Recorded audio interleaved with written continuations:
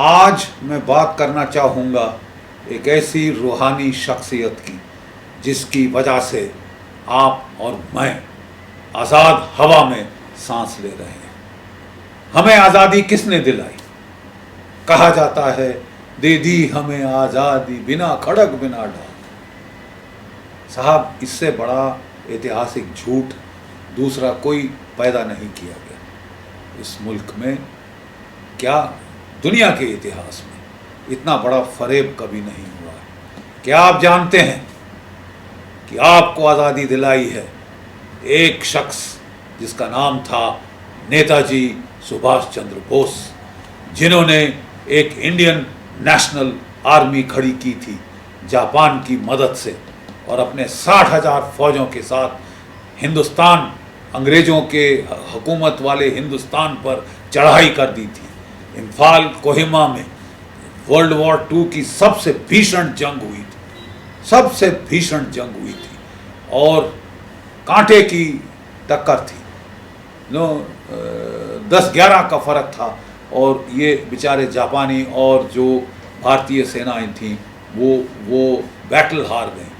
वो बैटल हार गईं, लेकिन वो जो आज़ादी की जंग थी उसको वो जीत गई डिसाइसिव मैनर में। कैसे?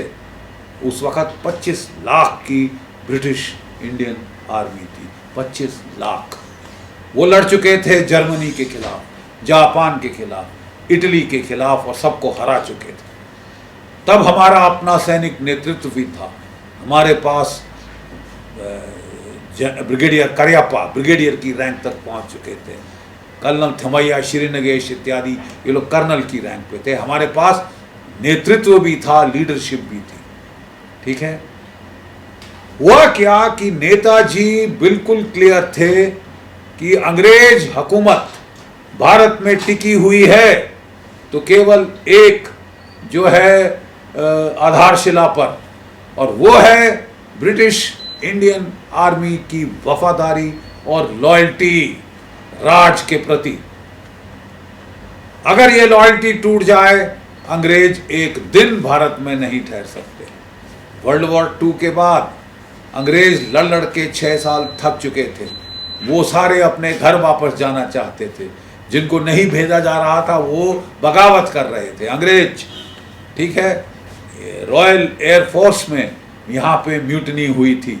वो लोग घर वापस जाना चाहते थे, थके हारे थे। 40,000 गोरे सैनिक हिंदुस्तान में रह गए थे, जिनके बरखिलाफ हमारे पास 25 लाख हिंदुस्तानी सिपाही थे। नेताजी ने केवल एक चीज करी, जो इनकी वफादारी थी अंग्रेज सरकार के प्रति, उसको चकनाचूर कर दिया।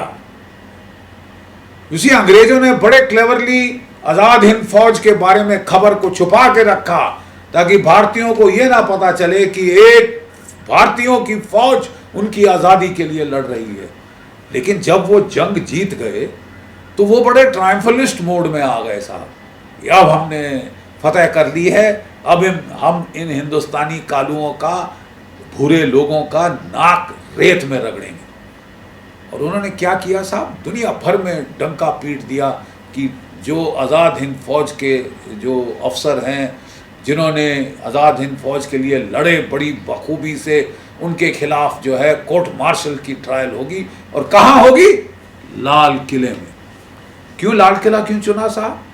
क्योंकि बहादुर शाह जफर, भारत का आखिरी मुगल बादशाह, वो उसका किला था। उसका ट्रायल वहाँ हुआ था, उसको वहाँ से देश निकाला दिया गया था। 1857 में हमारे सिपाहियों ने इस पे कब्जा किया था और अंग्रेजों ने वापस इसके ऊपर अपनी मलकियत जमा ली थी। इसलिए वो भारतीयों का नाक रगड़ने के लिए, भारतीयों को इंसल्ट करने के लिए वो चाहते थे कि ये ट्रायल लाल किले में हो। और एक और वजह थी, जो आज़ाद हिंद फौज थी उसका नारा क्या था?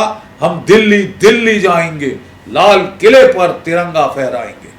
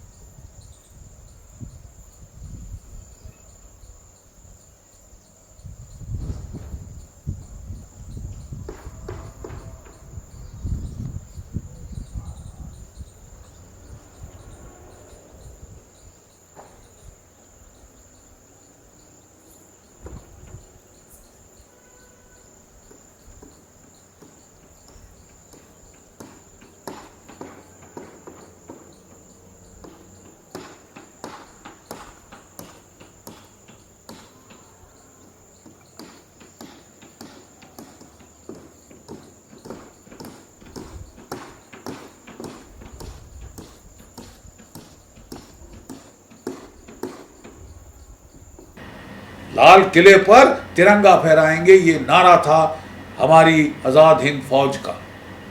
तो उनको ह्यूमिलिएट करने के लिए, उनका नाक रगड़ने के लिए उन्होंने कहा कि तुम कहते थे कि तुम लाल किले पे आज़ाद भारत का तिरंगा फहराओगे, उसी लाल किले में तुम्हारा जनरल कोर्ट मार्शल होगा, उसी लाल किले में तुमको फांसी लटकाई जाएगी, तुम्हें चोरों डकैतों की तरह फांसी पे लटकाएंगे वहाँ, ताकि पूरे भारतीयों को एक सबक मिले।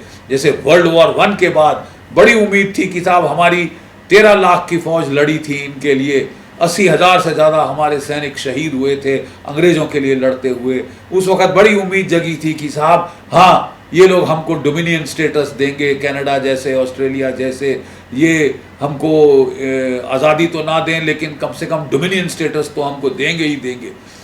तो उस वक़्त 1918 में फर्स्ट वर्ल्ड वॉर ख़त्म हुई। 1919 में क्या हुआ साहब? जलियांवाला बाग का कत्लेआम। जनरल डायर ने वहाँ पे हमारे कोई 1100 से ज़्यादा बेचारे निहत्थे आदमी औरत बच्चे भून दिए जलियांवाला बाग के अंदर कि तुम हिंदुस्तानी कुत्तों को हम एक सबक सिखाएंगे। तुम लड़े हमारे लिए, कोई एहसान नहीं किया, तुम मजबूर थे लड़ने के लिए, हम तुम्हें फिर मजबूर करके लड़ाएंगे। तुम आज़ादी मांगने की हिमाकत करते हो। इन्होंने लड़ाया भारतीय सैनिकों को आज़ादी के नाम पे कि फ्रीडम जर्मनी कैप्चर कर रहा है, और हमारी आज़ादी, उस वक़्त हमको गोलियां मिली। जनरल डायर का जलियांवाला बाग। इस बार इन्होंने जलियांवाला बाग तो नहीं किया, लेकिन साइकोलॉजिकल जलियांवाला बाग करने की कोशिश की। और जो पहले 3 अफसर जो इन्होंने सिलेक्ट किए आज़ाद हिंद फौज के, जो सबसे बहादुरी से इनके खिलाफ लड़े थे, जिन्होंने इनके दांत खट्टे कर दिए थे इरावदी की जंग में, माउंट पोपा की जंग में, ये 3 थे, धिल्लन, सहगल, शाहनवाज। और उस वक़्त एक नारा पूरे भारतवर्ष में गूंज गया, लाल किले से आई आवाज़, धिल्लों, सहगल, शाहनवाज। साहब इनकी जब ट्रायल शुरू हुई, पूरे देश में आक्रोश की लहर फैल गई। तब हमारे आज़ाद हिंद फौज के सैनिक भी वापस आ रहे थे। शहर शहर में उनको पब्लिक रिसेप्शंस दी जा रही थी। हिंदुस्तान की फौज के सैनिक वर्दी में वो पब्लिक रिसेप्शंस पे आ रहे थे। अंग्रेज थर थर कांप गए उस वक़्त। और अगर आप दस्तावेज देखें अंग्रेजों के, लंदन में ट्रांसफ़र ऑफ पावर डॉक्यूमेंट्स हैं जो कि 1977 में डिक्लासिफाई हुई थी। अफसोस की बात यह है कि हमारे इतिहासकारों ने उनको पढ़ने की तकलीफ नहीं उठाई। जो अंग्रेज कह गए कि वो हमें क्यों भारत छोड़ के गए। नहीं, आप मनगढ़ंत कहानियां बनाओ गांधी नेहरू के बारे में, असलियत उन दस्तावेजों में छुपी है। लेकिन वो दस्तावेज आज हमारे हाथ में हैं, उनकी फोटोकॉपियां हमने अपनी किताबों में लगाई। उस वक़्त फील्ड मार्शल ऑकिनले जो था, वो कमांडर इन चीफ था ब्रिटिश इंडियन आर्मी का। नवंबर 1945 में उसने एक मिलिट्री एप्रिसिएशन लिखी कि आगे क्या होने वाला है। उसने साफ कहा, मेरे पास 40,000 गोरे सैनिक हैं और यहाँ 25 लाख आर्म्ड हिंदुस्तानी हैं। अगर इन्होंने पत्थर भी मारे तो ये 40,000 टिक नहीं सकते साहब। इसलिए अकलमंदी इसमें होगी कि हम अपनी तशरीफ का टोकरा चुपचाप से लेके निकल जाएं, इसके पहले कि हमें मार मार के निकाला जाए। ये जो सैनिक हैं, ये बड़े बैटल ट्रेंड, बैटल हार्डन्ड हैं। इनके पास लीडरशिप है जो 1857 में नहीं थी इनके पास। बहुत बड़ा ब्लड बात होगा। और उसने उस वक़्त अपनी चिट्ठी में कहा कि साहब हमारे पास 18 महीने हैं, चुपचाप निकल जाओ। The ghost of Bose, Netaji Subhash Chandra का जो आत्मा है वो छा गई है भारत के ऊपर, और आपको साहब आज़ादी देनी ही पड़ेगी, नहीं दोगे तो हमें मार काट कर निकाला जाएगा। उसने कहा, और ये लिखित में है, मेरा अंदेशा है कि जो पहला विद्रोह है वो फरवरी मार्च 1946 में होगा। और मेरा अंदेशा है कि जो बड़ा विद्रोह है वो जून 1946 तक फूट पड़ेगा। मेरा परामर्श है कि उसके पहले हम आज़ादी की बातचीत शुरू कर दें, चुपचाप तशरीफ का टोकरा लेके चले जाएं। हमारे गोरे सैनिक थके हुए हैं, वो 6 सालों से लगातार जंग लड़ रहे हैं, वो किसी मूड में नहीं है कि अब वो हिंदुस्तान की बैटल हार्डन फौजों के साथ जंग लड़े। और ये बैटल हार्डन फौजें पूरी नेताजी ने इनके जो सोच है वो बदल दी है, फिर बदल कर दिया। ये उसने चिट्ठी लिखी वायसरॉय फील्ड मार्शल वेवल को। फील्ड मार्शल वेवल ने यही चिट्ठी लंदन को भेजी कि साहब मैं बिल्कुल सहमत हूं फील्ड मार्शल ऑकिनले के साथ, और मेरा परामर्श है कि आप जल्द से जल्द आजादी की बातचीत शुरू करें, नहीं तो हम यहां टिक नहीं सकते, हम लड़ नहीं सकते, हमारे पास वो फौजें नहीं हैं जो इनके खिलाफ लड़ सकें। 25 लाख भारतीय सैनिकों के साथ जिनको आप डीमोबिलाइज करके घर भेज रहे हैं, वो ऐसे खुश नहीं है। वो पूरा नेताजी की नेशनलिस्ट आइडियोलॉजी से ओतप्रोत हो गए हैं। ये पूरी सेना विद्रोह और बगावत के मूड में है। 2 करोड़ तक गेम बनाया।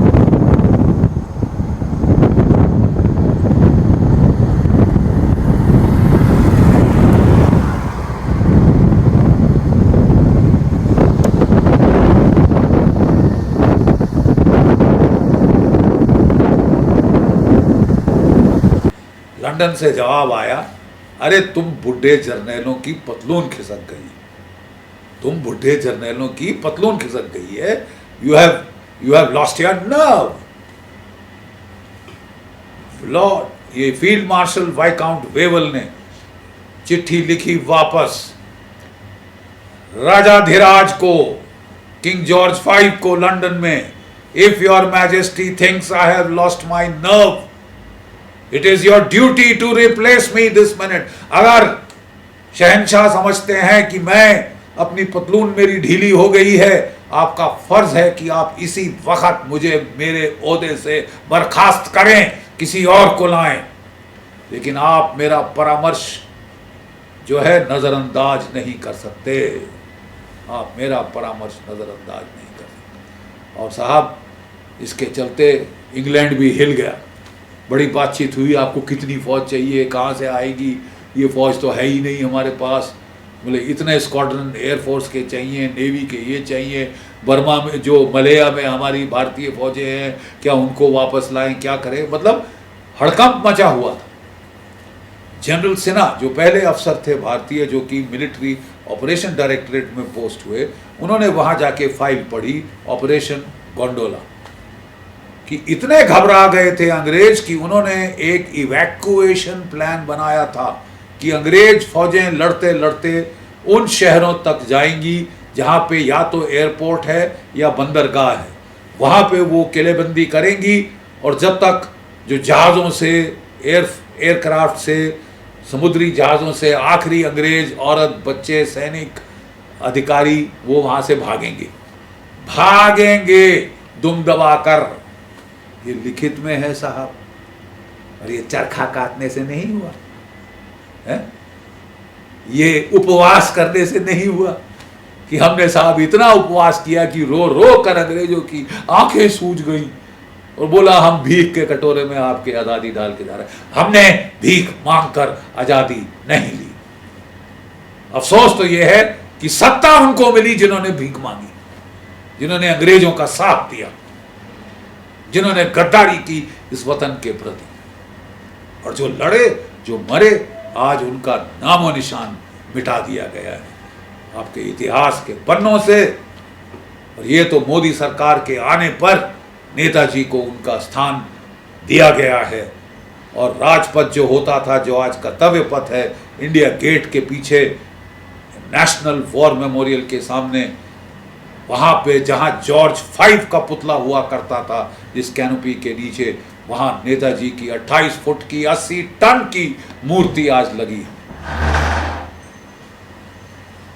मैं आपको कहना चाहता हूँ कि ये जो है नेताजी को जो है पॉस्टमस आपको रिकग्निशन अब मिलनी शुरू हुई है, लेकिन ये केवल प्रोसेस की शुरुआत है।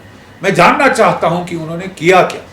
ठीक है, मैं आपको बता रहा था कि पहले तो लंदन में विश्वास नहीं हुआ कि ऐसा विद्रोह भारत में हो सकता है। 18 फरवरी 1946 में रॉयल इंडियन नेवी में बड़ा भयंकर विद्रोह हुआ। 80 जहाजों पर, उनमें से 79 जहाज, 79 जहाजों पर जो भारतीय नाविक थे, उन्होंने यूनियन जैक को उतारा, तिरंगा झंडा फहराया, अंग्रेज अफसरों को उठा के पानी में फेंका और आजादी की घोषणा कर दी। ठीक है साहब, उन्होंने अपनी गन्स ट्रेन कर दी कि आओ लड़ना चाहते हो तो लड़ो, हम वहां पे फायर खोलेंगे तुम्हारे ऊपर, हमें भी लड़ना आता है। उस वक्त अंग्रेज सरकार की सिट्टी पिट्टी गुल हो गई। उसी वक्त Lord Pethick Lawrence, secretary of state for India, को जहाज में, एयरप्लेन में बिठाया, समुद्री जहाज में नहीं जो कि हफ्ता डेढ़ लेता था आने के लिए, एरोप्लेन में बिठाया और साहब उनको दिल्ली भेजा गया कि भाई जो आज़ादी की बातचीत है वो शुरू कर, इसके पहले कि ये विद्रोह और भड़क जाए। ये विद्रोह ना केवल रॉयल इंडियन नेवी में हुआ, जबलपुर में जो कि मेरा होम टाउन है, वहां सिग्नल्स में, ईएमई यूनिट्स में भी विद्रोह शुरू हो गया, विद्रोह शुरू हो गया। ठीक है साहब, गोलियां चली, बेनेट चार्ज वगैरह हुए और बड़ी मुश्किल से अंग्रेज स्थिति संभालने में वो तो डावाडोल हो गए थे। फिर उन्होंने इस्तेमाल किया नेहरू का, गांधी का, कि जाके इनसे बात करो, इनको बोलो हथियार अपने समर्पण कर दें कि हम कुछ नहीं करेंगे, ये नहीं करेंगे, वो नहीं करेंगे। और ये जाके इन लोगों ने जो विद्रोह पनप रहा था, जो विद्रोह भड़क चुका था, इसको इन्होंने जाके वहां लोगों को मनाया कि आप हथियार डाल दो, कि खत्म कर दो विद्रोह अंग्रेजों के खिलाफ, अब हमें आजादी मिल जाएगी।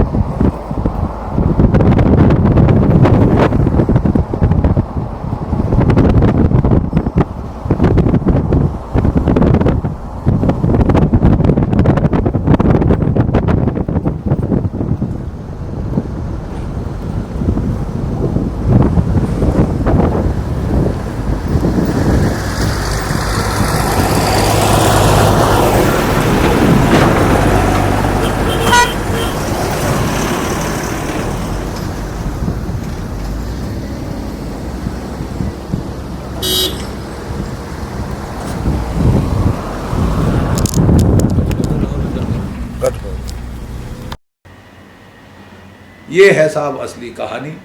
त्रासदी ये है कि आज़ादी हमको मिली नेताजी सुभाष चंद्र बोस की वजह से, आज़ाद हिंद फौज की वजह से।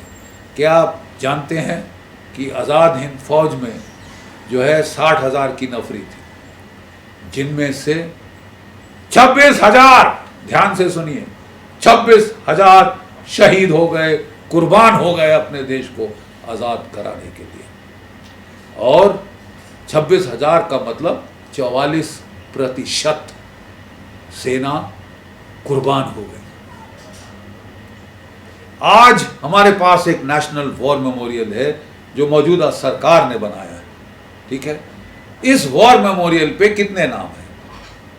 1-1.5 साल पहले इस पे नाम थे 25,680, यानी 13 लाख की आर्मी, नेवी, एयरफोर्स। 1947 से लेकर आज तक कोई 26,000 के करीब नाम है, जबकि ये 26,000 60,000 में से मारे। अब आप अनुमान लगा सकते हैं किस दर्जे का ये जो है ये कुर्बानी है, किस महान दर्जे की ये कुर्बानी। और 1 साल के युद्ध में इन्होंने अपने प्राण न्यौछावर कर दिए, अपनी लाशें बिछा दी आपको और मुझे आजाद कराने के लिए। लेकिन हमने क्या किया साहब? हमने इन्हें जमीन के नीचे दफना दिया गया। एक पत्थर नहीं है आज इस पूरे कायनात में, इस पूरे भारतवर्ष में जहां पे उनके नाम लिखे हो, जहां पे कम से कम उनको श्रद्धांजलि दी गई हो। सब दफना दिए ताकि वो बड़ी मीठी कहानी दे दी हमें आजादी, बिना खड़क बिना ढाल, उसमें कहीं कहीं कहीं दरार ना आ जाए साहब, वो झूठ पकड़ा ना जाए साहब। दबा दो, दफना दो, क्या फर्क पड़ता है? मर गए तो मर गए। माताएं रो रही हैं, बहनें रो रही हैं, विधवाएं रो रही हैं, अनाथ रो रहे हैं, तो क्या फर्क पड़ता है? आजादी तो हमने दिलवाई, किसने? जिसने लाठी खाई। अरे साहब, हमारी भैंस को भी लाठी पड़ती, लेकिन उसको मिनिस्टर तो नहीं बनाते हर भैंस को। एक भैंस हमने मिनिस्टर बनते नहीं देखी आज। हमने साहब उपवास किया। तुम मोटे थे, तुमको उपवास की जरूरत थी, तुम कभी लड़े नहीं थे, कुछ किया नहीं था। लेकिन अफसोस यह है कि सत्ता, चतुर अंग्रेज सत्ता अपने चाटुकारों को सौंप के गए। वो आजाद हिंद फौज को नहीं सत्ता सौंपी। नेताजी तो तब तक जा चुके थे। आजाद हिंद फौज को सत्ता नहीं सौंपी, सत्ता सौंपी कांग्रेस के चाटुकारों को, तलवे चाटने वालों को, जिन्होंने खूब साथ दिया अंग्रेज राज का। और फिर कहानी फैलाई कि आजादी तो हमने दिलाई। अगर ये देश आजाद है तो हमारी वजह से। देवियों और सज्जनों, आजादी भीख मांगकर नहीं मिलती, आजादी लड़कर मिलती है। जैसे कि नेताजी क्या करते थे, तुम मुझे खून दो, मैं तुम्हें आजादी दूंगा। ये उनके रोंगटे खड़े कर देने वाले अल्फाज थे। मैं आपको चंद एक शब्द उनके बारे में बताना चाहूंगा। मैं पूरा जन्म से तो कहानी नहीं ले सकता। वो IAS के लिए, ICS के लिए सिलेक्ट हुए थे। वो चाहते तो ठाठ में अपनी जिंदगी बिता सकते थे as a ruler of the British empire के पार्ट का। उन्होंने साफ मना कर दिया। उन्होंने यहाँ आके कांग्रेस ज्वाइन करी। वो कांग्रेस के प्रेसिडेंट बने एक बार, दूसरी बार वो फिर खड़े हुए। गांधी जी नहीं चाहते थे, फिर भी वो जीते इलेक्शन। एक ही है कांग्रेस में जो इलेक्शन जीत सका गांधी जी की खिलाफत के बावजूद, और गांधी जी ने उनको देश से बाहर निकाल कर ही दम दिया। कांग्रेस से बाहर कर ही दिया, क्योंकि वो कह रहे थे गांधी जी को कि गांधी जी हमें लड़ना पड़ेगा, हम भीख मांग मांग के थक जाएंगे, हमें आज़ादी हमारी झोली में नहीं डाली जाएगी, अंग्रेज लड़े बगैर नहीं जाएंगे। वो बिल्कुल सत्य कह रहे थे, हुआ भी वही।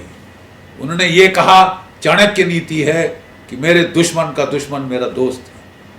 हमें जर्मन और जापानी उनकी मदद लेनी अनिवार्य है, तभी हम इस राज को हिला पाएंगे। ये ब्रितानवी राज को तभी हिला पाएंगे। वो बिल्कुल सही थे, लेकिन किसी ने उनकी सुनी नहीं। उन्हें कांग्रेस से निष्कासित कर दिया गया। बहुत दुखी, आप सब जानते हैं किस तरह वो भेष बदल कर भारत से निकल गए। कलकत्ता से वो मौलवी का भेष बनाया, एक हकीम का भेष बनाया, फिर वो पाकिस्तान पहुँचे, पेशावर पहुँचे, वहाँ से एक गूंगे बहरे पठान का भेष बनाया और जाके वो काबुल पहुँचे।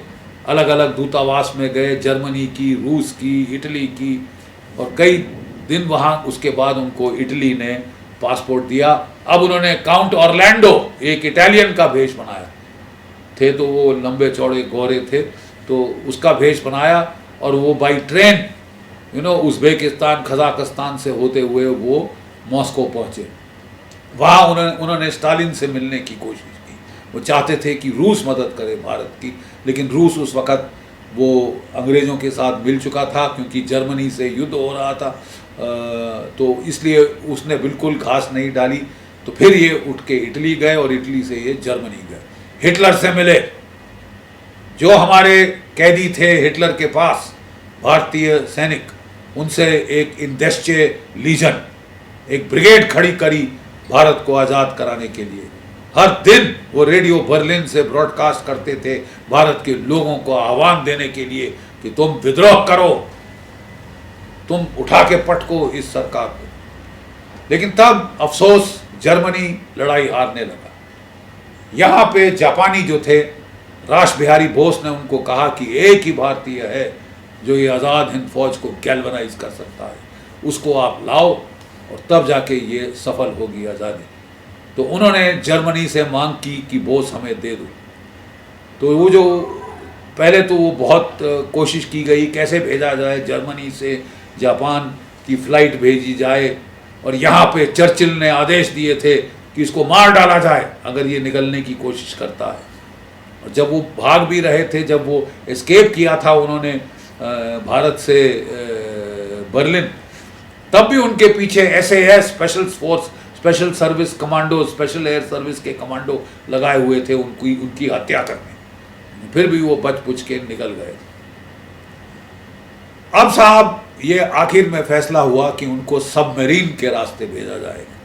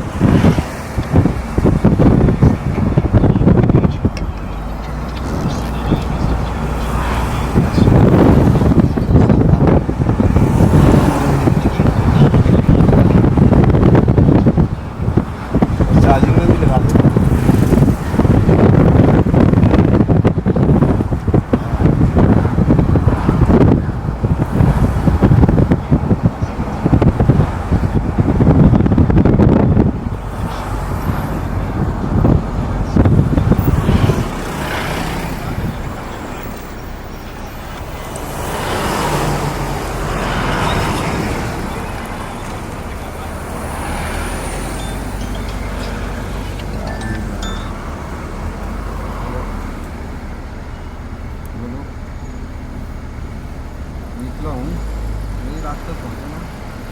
सुबह पहुँचेगा मैं सुबह ही आऊँगा, सुबह आके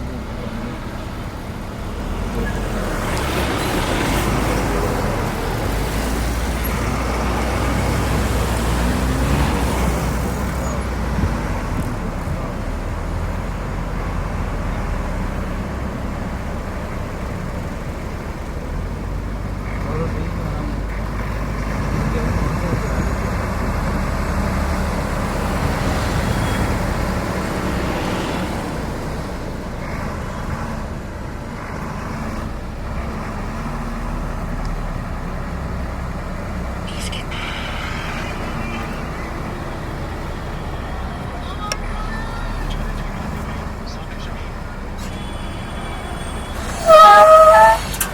आराम से भाई।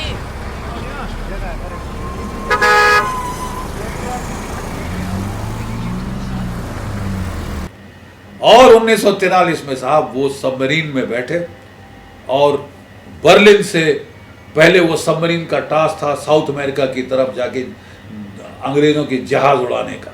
उसने जहाज उड़ाए, ये जहाज में बैठे हुए थे, कहीं भी मारे जा सकते थे। उसके बाद साउथ अफ्रीका के कोस्ट के थ्रू घूम के मडागास्कर के आइलैंड के पास जाके ये सबमरीन सतह पर आई। और जापान से एक I-29 सबमरीन वो वहां से आई और दोनों जब पनडुब्बियां आमने सामने आ गई, उस वक्त समुद्र में सी स्टेट 5 का तूफान था। सी स्टेट 5 मतलब 40 फुट की लहरें, 40 फुट की लहरें। वो दोनों सबमरीन्स आई तो वो 1 किलोमीटर दूर थी। नेताजी कोनिंग टावर पर निकले कैप्टन म्यूएलर के साथ, जर्मन कैप्टन, और बोले कि आप पास क्यों नहीं आते उनके, इतनी दूर कैसे जाएंगे हम इस तूफान में। तो उसने बोला, हेयर बॉस, मैं पास नहीं आ सकता, नहीं तो दोनों सबमरीन टकरा के दोनों डूब सकते हैं। मैं ये रिस्क नहीं ले सकता, ये तूफान बहुत खौफनाक है। तो उसने बोला, फिर मैं इस सबमरीन से, आपकी सबमरीन से जापानी सबमरीन तक कैसे जाऊंगा। उसने कहा, हेयर बॉस, वो देखिए, वो 3 मैन की रबर बोट है, चप्पू छोटे छोटे हैं, इतने इतने। आप बैठिए, आपके सेक्रेटरी अबिद हुसैन बैठे हैं और मैं अपना एक नाविक दूंगा, आप वो जाइए और उसी के थ्रू आप जा सकते हैं और कोई रास्ता नहीं है। तो वो उसने समुद्र की तरफ देखा और फिर कैप्टन की तरफ देखा, बोले इस तूफान में ये छोटी किश्ती इतनी सी वहाँ पहुँच जाएगी। उसने कहा, मैं नहीं समझता पहुँचेगी। क्या बोला? मैं नहीं समझता पहुँचेगी। तो उसने बोला कि फिर आप मुझे क्या परामर्श देंगे। तो कैप्टन ने बोला, हेयर बॉस, मैं आपको सुझाव दूंगा कि आप वापस चलें, आप नहीं जा सकते, कोई तरीका नहीं, आप बचेंगे नहीं। बॉस ने उसकी तरफ देखा, जर्मन कैप्टन की तरफ, समुद्र की तरफ देखा और मालूम क्या कहा? Captain, I did not come all this way to go back. मैं वापस आने के लिए इतना दूर नहीं आया था, मेरा देश मुझे बुला रहा, उसकी आज़ादी की जंग उस तरफ, मैं वापस पीठ मोड़ के नहीं जा सकता। तो उन्होंने किश्ती में घुस गए, उन्हें तैरना नहीं आता था बाय द वे, और वो समुद्र में तूफान में बैठे और कई बार उस कैप्टन ने अपना माथा पीट लिया कि साहब ये तो गया। और कई बार किश्ती गायब हो गई उस तूफान में, लेकिन साहब दैवयोग है, ऊपर एक परमात्मा है, कैसे कैसे वो किश्ती 1 किलोमीटर उस तूफान, खौफनाक तूफान के थ्रू वो जापानी सबमरीन पहुंच गई। वहां से वो सबमरीन में आए, उनको बड़ा वेलकम किया गया। वो एम्परर का जन्मदिन था, उन्होंने मनाया उनके साथ, उनको वो ले गए और फिर वो सिंगापुर गए, वो वहाँ से जापान गए। जापान में जाके उन्होंने minister of defence, minister of foreign minister, war minister, उन सब से जाके वो मिले और वो बड़े प्रभावित हुए इनके शख्सियत से कि ये तो सामुराई है, ये हमारे जैसा योद्धा है, इसमें जो देशभक्ति की कूट कूट कर भरी हुई है, वाकई ही काबिल तारीफ है। जापानी बहुत प्रभावित हुए नेताजी सुभाष चंद्र बोस से। उनको उन्होंने कमान सौंपी आज़ाद हिंद फौज की। रास बिहारी बोस ने कमान सौंपी और वो 40,000 की फौज को उन्होंने 60,000 तक बढ़ाया, लोकली रिक्रूट किया। उन्होंने 23 अक्टूबर 1943 को आज़ाद हिंद सरकार की घोषणा की, government of India in exile, जिसे कि 11 देशों ने मान्यता दी, जर्मनी, जापान, इटली, रूस शामिल। आप जानते हैं आज़ाद हिंद सरकार के पहले जो है राष्ट्रपति वो थे, हमारे पहले जो है सर्वोच्च सेना कमांडर नेताजी सुभाष चंद्र बोस थे। उन्होंने अपने नोट छापे, अपनी सरकार बनाई, अपनी बैंक बनाई और वो पूरे भारत की आज़ादी की जंग के लिए तैयार हो गए। और फिर जो हमारा डायस्पोरा था साउथ ईस्ट एशिया में, कई करोड़ जो भारतीय थे, उन्होंने अपने जेवरात, गहने, सोने की चूड़ियाँ, मंगल सूत्र उनको दे दिए कि ये लीजिए, आप लड़िए भारत की आज़ादी के लिए। और 20,000 लोकल जो लड़के थे वो आज़ाद हिंद फौज में शामिल हुए। फिर उन्होंने वो बर्मा गए और बर्मा में जो पहला इम्फाल कोहिमा की लड़ाई थी उसमें आज़ाद हिंद फौज ने हिस्सा लिया। अफसोस तब तक जापानियों को विश्वास नहीं था आज़ाद हिंद फौज के ऊपर, तो उन्होंने उन्हें छोटी छोटी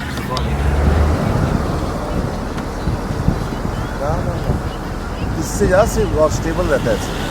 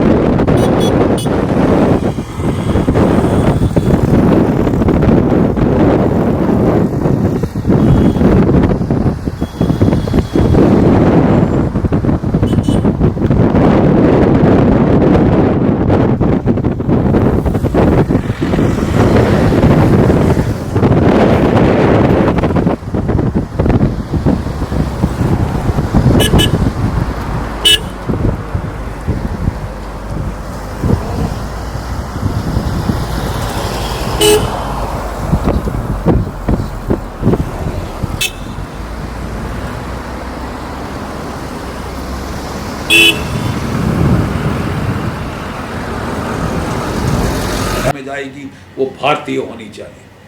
और वो गए और फिर वो मोइरांग में आए, पहले भारतीय फौजों के साथ, आज़ाद हिंद सेना की फौजों के साथ। नागा जो वहाँ कबीले थे, उन्होंने बहुत उनकी सहायता करी, बहुत सहायता करी। बहुत कम लोग जानते हैं कि नागाओं ने भी भारत की आज़ादी की जंग में कितना बड़ा एक जो है हिस्सा लिया। अफसोस की बात यह है कि तब तक लड़ाई का पलड़ा पलट चुका था, अमेरिका ब्रिटेन की तरफ आ चुका था, अमेरिकी एयर पावर ने पूरा जो है संतुलन तोड़ दिया था।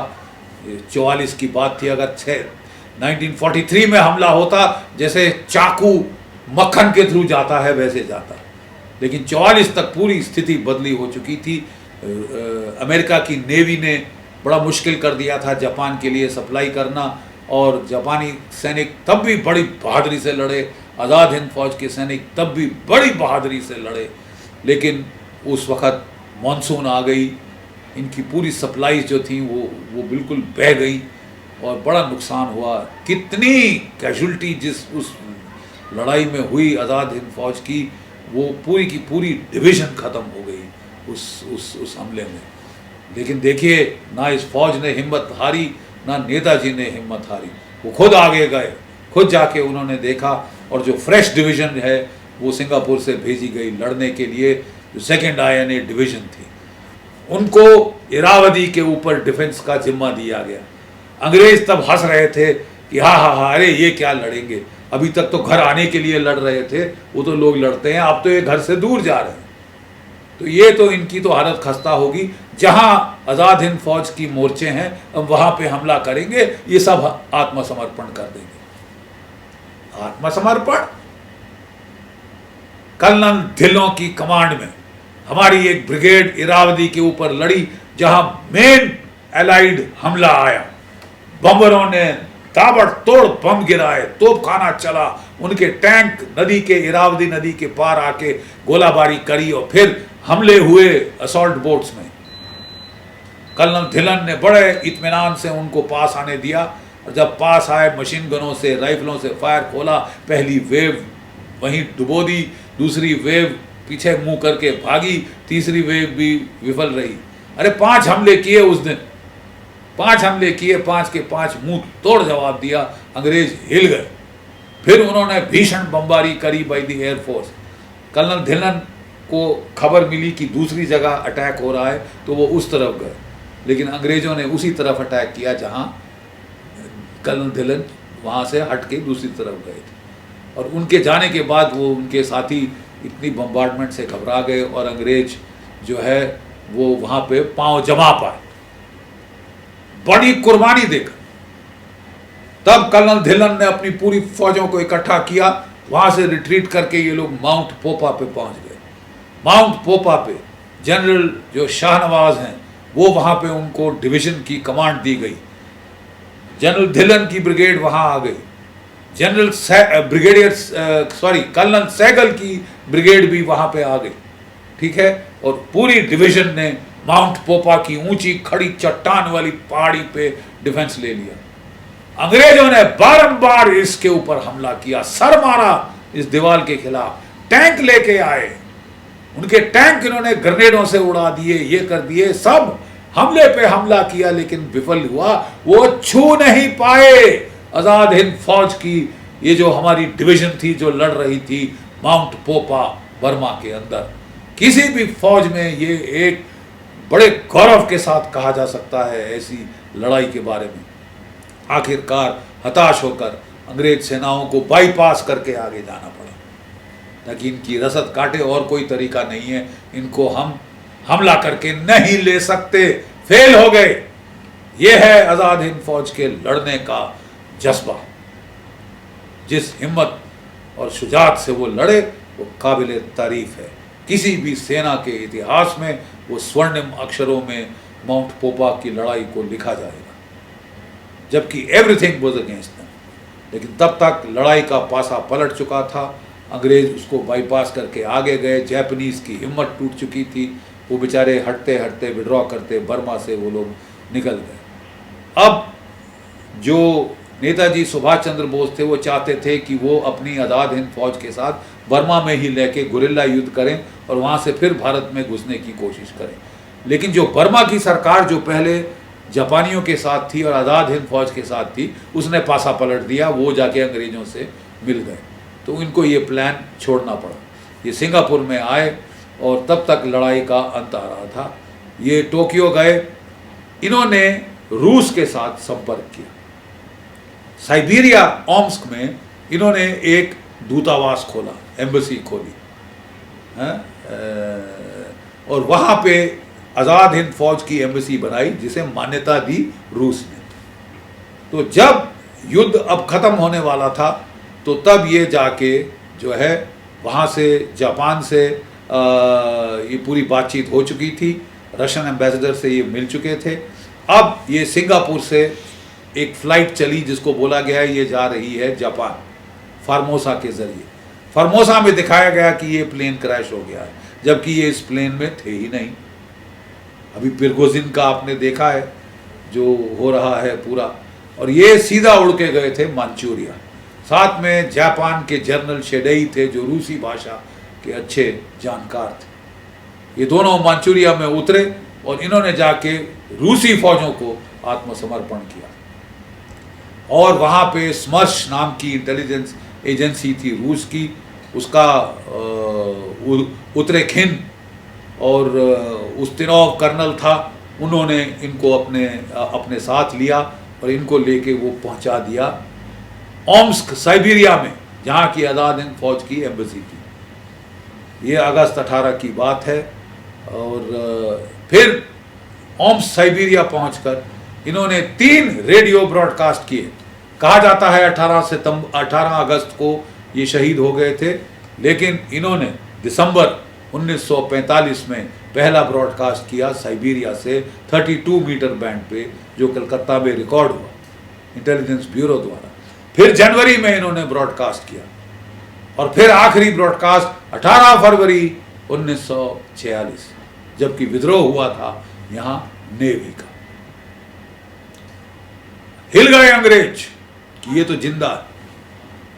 तब उन्होंने रूस से जो उनकी संधि थी उसका फायदा उठा के बातचीत की। उन्होंने भड़काया स्टालिन को कि ये तो हिटलर के साथ मिला हुआ था। स्टालिन बहुत हेटरेड था उसको हिटलर के खिलाफ, तो उसने इनको कैद करा दिया। उस कैद में फिर कहा जाता है, अभी इसका हमको पूरा प्रूफ नहीं मिला है, लेकिन कहा जाता है कि जो अंग्रेज थे, जो MI5 MI6 थी, उन्होंने परमिशन मांगी कि हम इनका इंटेरोगेशन करना चाहते हैं। इंटेरोगेशन का मतलब आप समझते हैं, टॉर्चर। कहा जाता है कि टॉर्चर कर कर के इनको वहां मारा गया। फिर प्लास्टिक का बैग इनके गले सिर के ऊपर रखा और ताकि सांस घोंट के मार दिया ताकि हार्ट अटैक लगे, और वहीं साइबेरिया के एक ठंडे मैदान में इनको गाड़ दिया गया। और ना किसी ने इनकी अस्थियां वापस मांगी, ना किसी ने रूस से बातचीत करने की कोशिश की है, और रूस ने बोल दिया जी नहीं जी नहीं जी नहीं, जबकि असलियत दूसरी है। ये कहानी है नेताजी सुभाष चंद्र बोस और आज़ाद हिंद फौज की। हमें बहुत हमने चैन की सांस ली जब नेताजी को इतिहास के पन्नों से मिटा दिया गया, जमीन के नीचे दफना दिया गया था। मोदी सरकार ने उनके लिए एक भव्य मूर्ति खड़ी करी है इंडिया गेट के पीछे, उस छतरी के नीचे जहां किंग जॉर्ज 5 का स्टैचू होता था। अब हमारा निवेदन है माननीय प्रधानमंत्री नरेंद्र मोदी जी से कि वह ये ऐतिहासिक कार्य को पूरा करें। अगर नेताजी आज जीवित होते तो वो कहते कि पहले मेरे शहीद जवानों को इज्जत दो, उसके बाद मेरा स्टैचू खड़ा। बड़ी खुशी की बात है कि उनका स्टैचू बन गया है।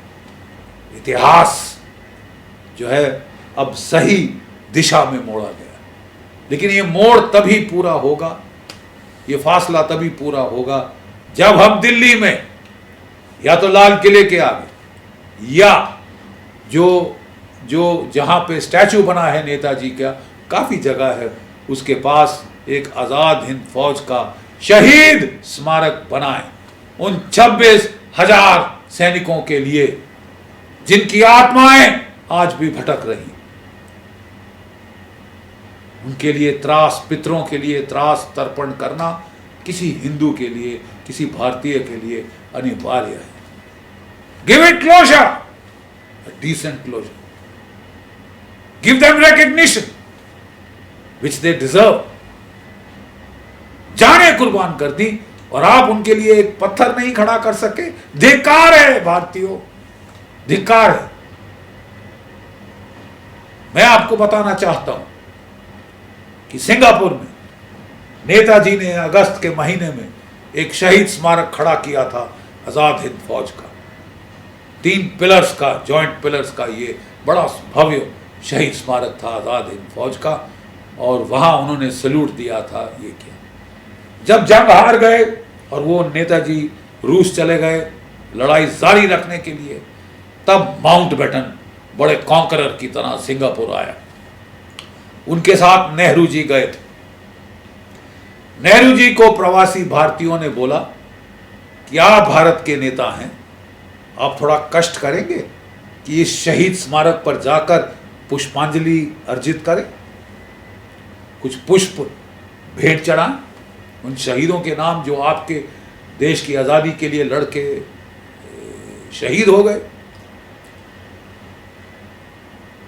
तो उन्होंने कहा मैं अवश्य आऊंगा, और वो जाने वाले थे कि उनको फोन कॉल आया माउंटबेटन से, Jawahar you will not go, और चुपचाप दुम दबाकर वो नहीं गए।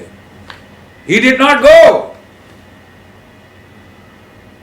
माउंटबेटन ने आर्मी के इंजीनियर्स भेजे, बारूद लगाई गई उस पूरे शहीद स्मारक पर आजाद हिंद फौज के, उसको डायनामाइट कर दिया गया, ब्लास्ट कर दिया गया, टुकड़े टुकड़े कर दिए गए। इन्होंने अंग्रेज सैनिकों के साथ, अंग्रेज सरकार के साथ गद्दारी की है, ये उसका अंजाम है। खुशी की बात यह है साहब कि 1995 में जो भारतीय मूल के लोग थे उन्होंने अपनी जेब से पैसा दिया और एक नया शहीद स्मारक वहां खड़ा किया है जो इतिहास की पुस्तक के रूप में है।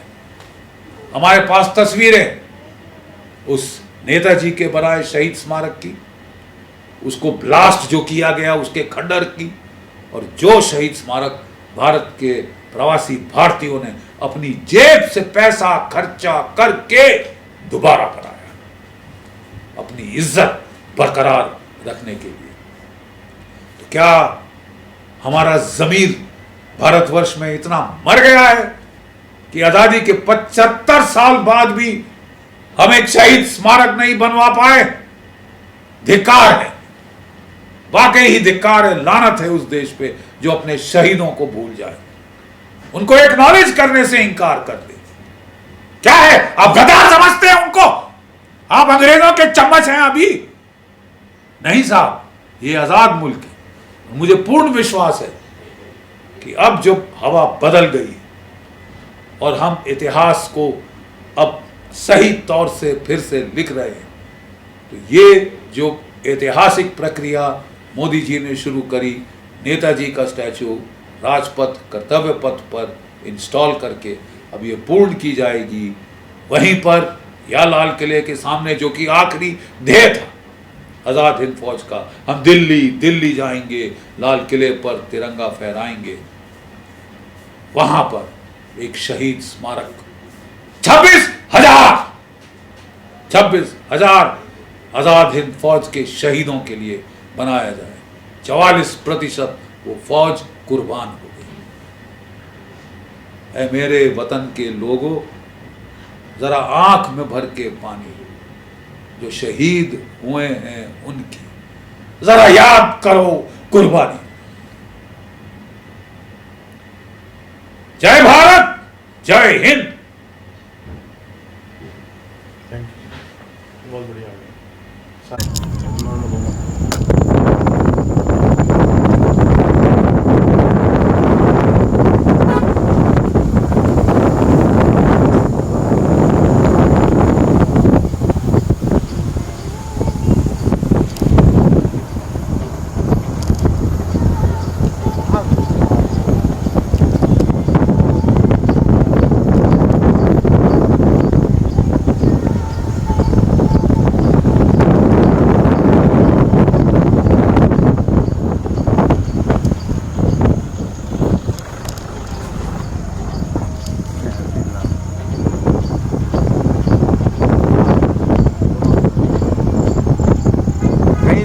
वार टूटा हुआ है?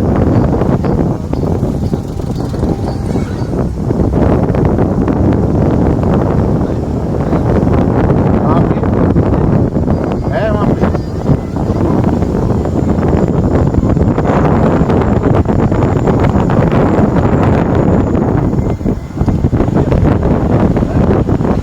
जहाँ वो पहाड़ टूटा हुआ है ना, वहाँ जरा एक निकले गाड़ी।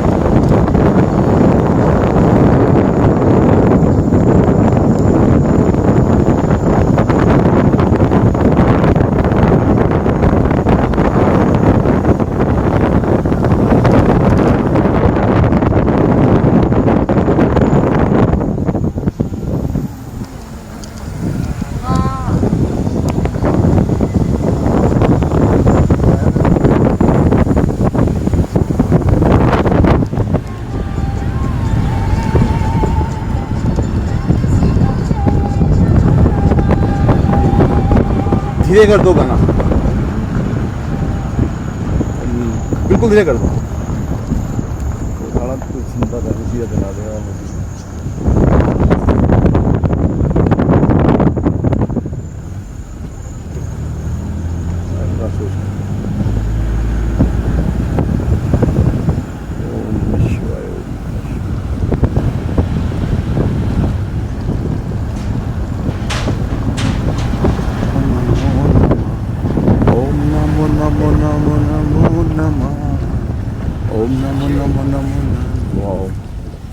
बस यही प्रॉब्लम है यहाँ की। नहीं,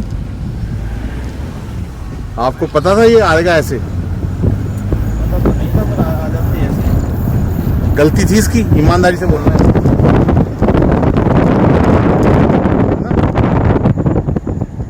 तो ये ऐसा करते क्यों हैं?